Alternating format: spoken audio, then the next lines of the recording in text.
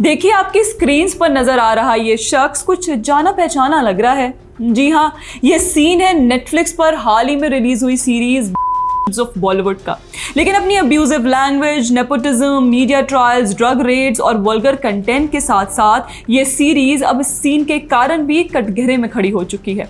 आपको बता दें कि एसआर के पुत्र आर्यन खान द्वारा डायरेक्टेड इस सीरीज के पहले ही एपिसोड में एक किरदार दिखाया गया है जो बॉलीवुड के पार्टी गोअर्स को ड्रग्स के मामले में अरेस्ट करने निकला हुआ दिखाते हैं।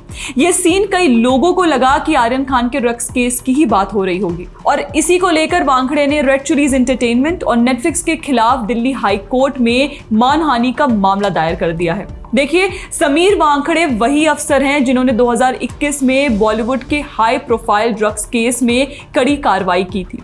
आर्यन खान केस से लेकर कई रेव पार्टियों तक वानखेड़े हमेशा सुर्खियों में रहे हैं और शायद यही कारण है कि उनके किरदार को इस सीरीज में मौक करते हुए दिखाया गया। इस सीन में दिखाया गया है कि एक नारकोटिक्स अफसर जिसका लुक वानखेड़े जैसा है वो पार्टी में छापा मारता है, लेकिन स्मोकिंग करने वाले साधारण लोगों को छोड़कर वो सिर्फ एक अभिनेता को बॉलीवुड कनेक्शन के नाम पर पकड़ लेता है।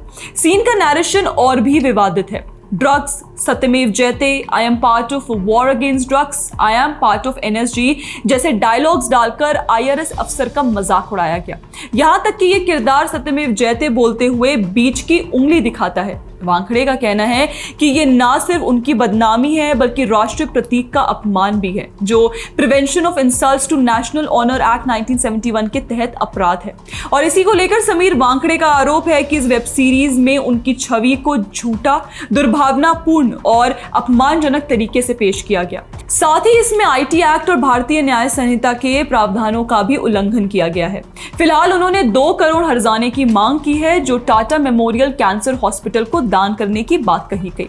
अब कल यानी 26 सितंबर को दिल्ली हाईकोर्ट ने वानखेड़े की याचिका पर सुनवाई की। हाईकोर्ट ने पूछा कि याचिका दिल्ली में क्यों दाखिल की गई, जिस पर वानखेड़े के वकील ने दलील दी कि दिल्ली में भी लोग ये सीरीज देख रहे हैं, इसलिए बदनामी यहां भी हुई है। बाकी कोर्ट ने याचिका में संशोधन करने को कहा है और इसके अलावा अगली सुनवाई लंबित है। बाकी अगर आपको पब्लिक रिएक्शन बताएं तो लोगों ने इसे आर्यन खान का रिवेंज रोस्ट कहा और सोशल मीडिया पर मीम्स की बाढ़ आ गई। शो में अन्य विवादों जैसे कार्तिक आर्यन धर्मा प्रोडक्शन विवाद, एसआरके का वानखेड़े स्टेडियम बैन का भी जिक्र है।